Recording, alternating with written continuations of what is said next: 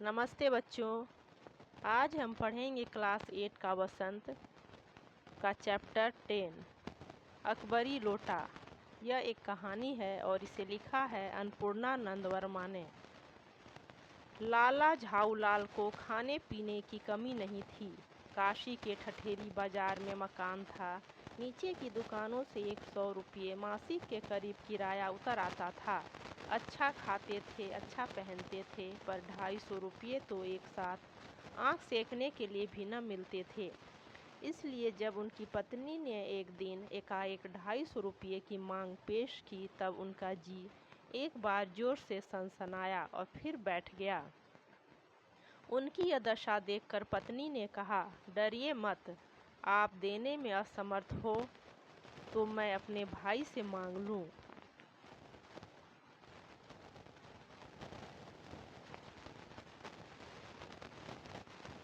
लाला झाऊलाल तिलमिला उठे। उन्होंने रोब के साथ कहा, अजी हटो, 250 रुपये के लिए भाई से भीख मांगोगी?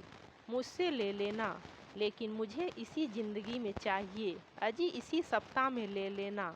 सप्ताह से आपका तात्पर्य 7 दिन से है या 7 वर्ष से? लाला झाऊलाल ने रोब के साथ खड़े होते हुए कहा, आज से 7वें दिन मुझसे 250 रुपये ले लेना। लेकिन जब 4 दिन ज्यों-त्यों में यूं ही बीत गए और रुपयों का कोई प्रबंध न हो सका, तब उन्हें चिंता होने लगी। प्रश्न अपनी प्रतिष्ठा का था, अपने ही घर में अपनी साख का था। देने का पक्का वादा करके अगर अब दे न सके तो अपने मन में वह क्या सोचेगी? उसकी नज़रों में उसका क्या मूल्य रह जाएगा? अपनी वाहवाही की सैकड़ों गाथाएं सुना चुके थे। अब जो एक काम पड़ा तो चारों खाने चित हो रहे। यह पहली बार उसने मुंह खोलकर कुछ रुपयों का सवाल किया था। इस समय अगर दुम दबाकर निकल भागते हैं तो फिर उसे क्या मुंह दिखलाएंगे? खैर, एक दिन और बीता। 5वें दिन घबराकर उन्होंने पंडित बिलवासी मिश्र को अपनी विपदा सुनाई। संयोग कुछ ऐसा बिगड़ा था कि बिलवासी जी भी उस समय बिल्कुल सुख थे। उन्होंने कहा, मेरे पास हैं तो नहीं, पर मैं कहीं से मांग जांच कर लाने की कोशिश करूंगा, और अगर मिल गया तो कल शाम को तुमसे मकान पर मिलूंगा। वही शाम आज थी, हफ्ते का अंतिम दिन। कल 250 रुपये या तो गिन देना है या सारी हेकड़ी से हाथ धोना है। यह सच है कि कल रुपया न आने पर उनकी स्त्री उन्हें डामल फांसी न कर देगी, केवल जरा सा हंस देगी, पर वह कैसी हंसी होगी, कल्पना मात्र से झाऊलाल में मरोड़ पैदा हो जाती थी। आज शाम को पंडित बिलवासी मिश्र को आना था। यदि न आए तो, या कहीं रुपये का प्रबंध वे न कर सके,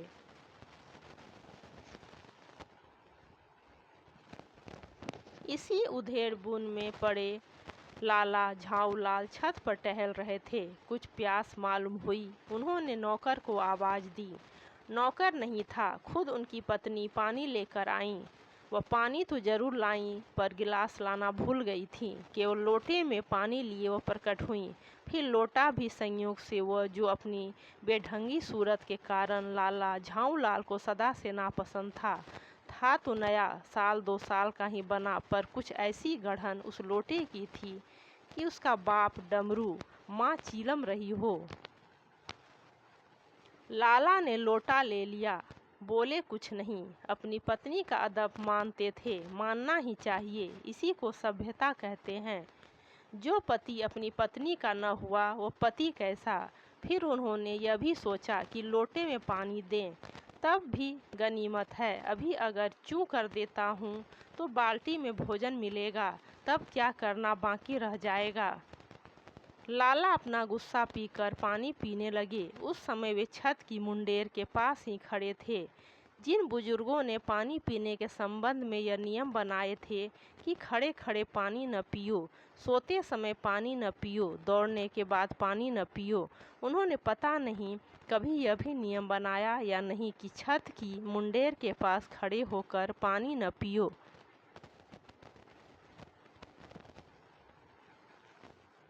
जान पड़ता है कि इस महत्वपूर्ण विषय पर उन लोगों ने कुछ नहीं कहा है।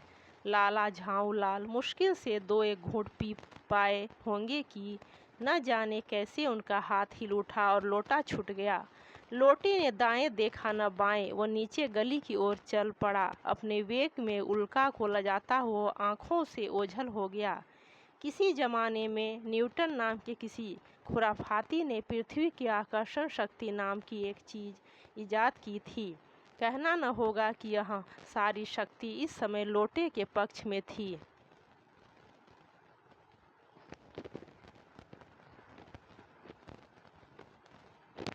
लाला को काटो तो बदन में खून नहीं।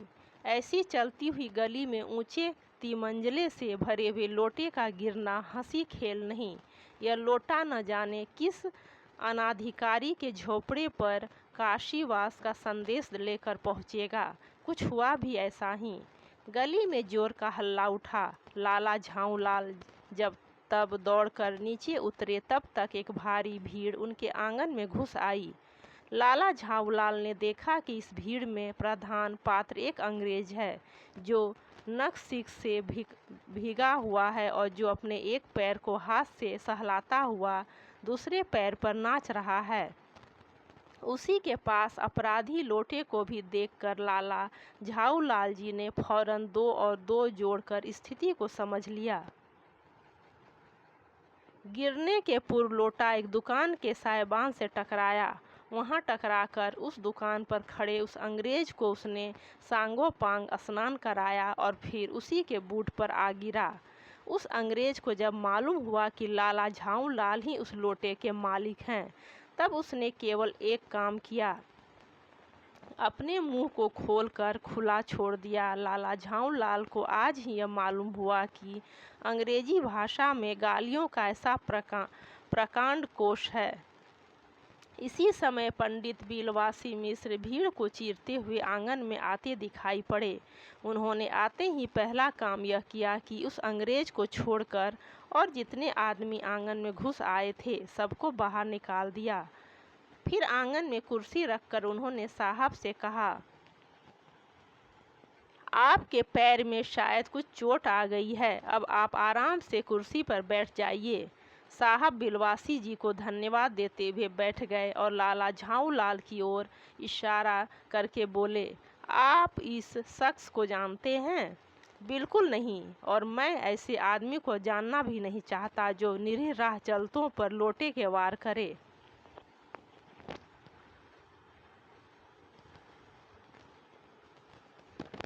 मेरी समझ में ही इज डेंजरस ल्यूनाटिक, यानी यह खतरनाक पागल है। नहीं, मेरी समझ में he is a dangerous criminal. नहीं, यह खतरनाक मुजरिम है।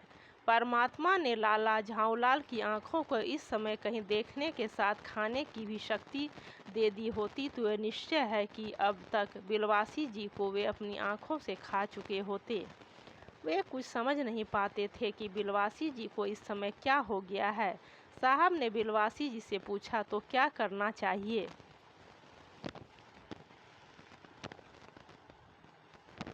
पुलिस में इस मामले की रिपोर्ट कर दीजिए, जिससे यह आदमी फौरन हिरासत में ले लिया जाए। पुलिस स्टेशन है कहाँ? पास ही है, चलिए मैं बताऊं। चलिए। अभी चला। आपकी इजाज़त हो तो पहले मैं इस लोटे को इस आदमी से खरीद लूं। क्यों जी, बेचोगे? मैं 50 रुपये तक इसके दाम दे सकता हूँ। लाला झाऊलाल तो चुप रहे, पर साहब ने पूछा, इस रद्दी लोटे के आप 50 रुपये क्यों दे रहे हैं? आप इस लोटे को रद्दी बताते हैं? आश्चर्य! मैं तो आपको एक विज्ञ और सुशिक्षित आदमी समझता था। आखिर बात क्या है, कुछ बताइए भी। जनाब, यह एक ऐतिहासिक लोटा जान पड़ता है। जान क्या पड़ता है, मुझे पूरा विश्वास है यह वह प्रसिद्ध अकबरी लोटा है जिसकी तलाश में संसार भर के म्यूजियम परेशान हैं। यह बात? जी जनाब, 16वीं शताब्दी की बात है। बादशाह हुमायूं शेरशाह से हार कर भागा था और सिंध के रेगिस्तान में मारा मारा फिर रहा था। एक अवसर पर प्यास से उसकी जान निकल रही थी। उस समय एक ब्राह्मण ने इसी लोटे से पानी पिलाकर उसकी जान बचाई थी। हुमायूं के बाद अकबर ने उस ब्राह्मण का पता लगाकर उससे इस लोटे को ले लिया और इसके बदले में उसे इसी प्रकार के 10 सोने के लोटे प्रदान किए। यह लोटा सम्राट अकबर को बहुत प्यारा था, इसी से इसका नाम अकबरी लोटा पड़ा। वह बराबर इसी से वजू करता था। सन 57 तक इसके शाही घराने में रहने का पता है, पर इसके बाद लापता हो गया। कलकत्ता के म्यूजियम में इसका प्लास्टर का मॉडल रखा हुआ है। पता नहीं यह लोटा इस आदमी के पास कैसे आया। म्यूजियम वालों को पता चले तो फैंसी दाम देकर खरीद ले जाएं।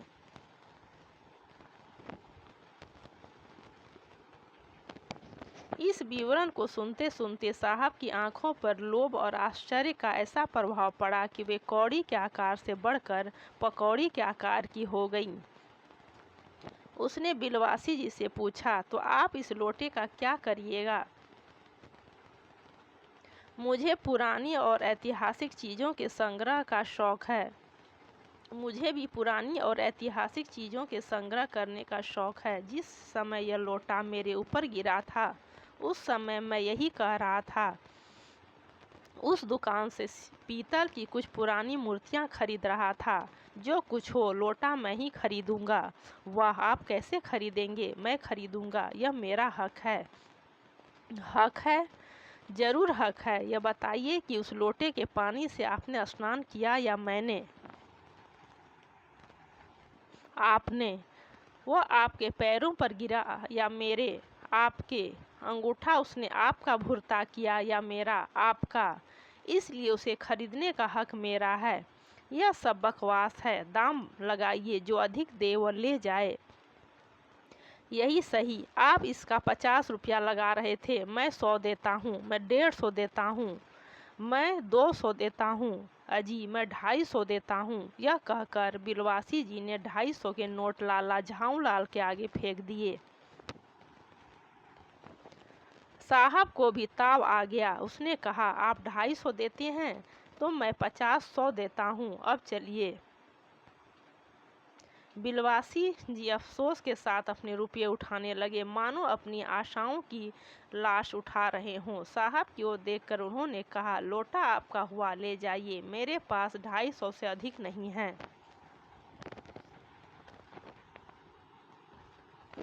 यह सुनना था कि साहब के चेहरे पर प्रसन्नता की कूंची गिर गई। उसने झपट कर लोटा लिया और बोला, अब मैं हंसता हुआ अपने देश लौटूंगा। मेजर डगलस की डींग सुनते सुनते मेरे कान पक गए थे। मेजर डगलस कौन है? मेजर डगलस मेरे पड़ोसी हैं। पुरानी चीज़ों के संग्रह करने में मेरी उनकी होड़ रहती है। गत वर्ष वे हिंदुस्तान आए थे और यहाँ से जहांगीरी अंडा ले गए थे। जहांगीरी अंडा? हाँ, जहांगीरी अंडा। मेजर डगलस ने समझ रखा था कि हिंदुस्तान से वे ही अच्छी चीज़ें ले सकते हैं, पर जहांगीरी अंडा है क्या? आप जानते होंगे कि एक कबूतर ने नूरजहां से जहांगीर का प्रेम कराया था। जहांगीर के पूछने पर कि मेरा एक कबूतर तुमने कैसे उड़ जाने दिया, नूरजहां ने उसके दूसरे कबूतर को उड़ाकर बताया था कि ऐसे। उसके इस भोलेपन पर जहांगीर दिलोजान से निछावर हो गया। उसी क्षण से उसने अपने को नूरजहां के हाथ कर दिया। कबूतर का यह एहसान वो नहीं भूला। उसके एक अंडे को बड़े जतन से रख छोड़ा। एक बिल्लोर की हांडी में वह उसके सामने टंगा रहता था। बाद में वह अंडा जहांगीरी अंडा के नाम से प्रसिद्ध हुआ। उसी को मेजर डगलस ने पारसाल दिल्ली में एक मुसलमान सज्जन से 300 रुपये में खरीदा। यह बात? हाँ, पर अब मेरे आगे दून की नहीं ले सकते। मेरा अकबरी लोटा उनके जहांगीरी अंडे से भी एक पुश्त पुराना है। इस रिश्ते से तो आपका लोटा उस अंडे का बाप हुआ। साहब ने लाला झाऊलाल को 500 रुपये देकर अपनी राह ली। लाला झाऊलाल का चेहरा इस समय देखते बनता था। जान पड़ता था कि मुंह पर 6 दिन की बड़ी हुई दाढ़ी का एक एक बाल मारे प्रसन्नता के लहरा रहा। है? उन्होंने पूछा। बिलवासी जी मेरे लिए 250 रुपया घर से लेकर आए, पर आपके पास तो थे नहीं। इस भेद को मेरे सिवा मेरा ईश्वर ही जानता है, आप उसी से पूछ लीजिए, मैं नहीं बताऊंगा। पर आप चले कहाँ? अभी मुझे आपसे काम है 2 घंटे तक। 2 घंटे तक? हाँ और क्या, अभी मैं आपकी पीठ ठोक कर शाबाशी दूंगा। 1 घंटा इसमें लगेगा, फिर गले लगाकर धन्यवाद दूंगा। 1 घंटा इसमें भी लग जाएगा।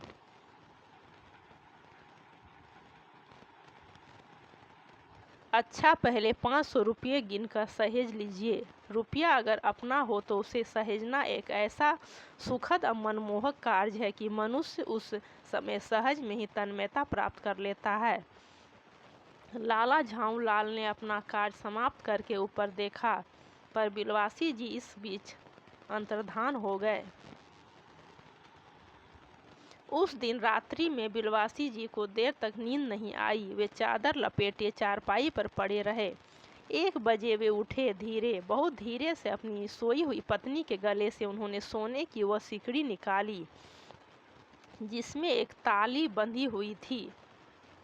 फिर उसके कमरे में जाकर उन्होंने उस ताली से संदूक खोला। उसमें 250 के नोट ज्यों के त्यों रख कर उन्होंने उसे बंद कर दिया। फिर दबे पांव लौटकर ताली को उन्होंने पूर्ववत अपनी पत्नी के गले में डाल दिया। इसके बाद उन्होंने हंसकर अंगड़ाई ली। दूसरे दिन सुबह 8 बजे तक चैन की नींद सोए। तो बच्चों, अगर आप हमारे चैनल पर नए हैं तो चैनल को लाइक करें, सब्सक्राइब करें और अपने दोस्तों को शेयर करें।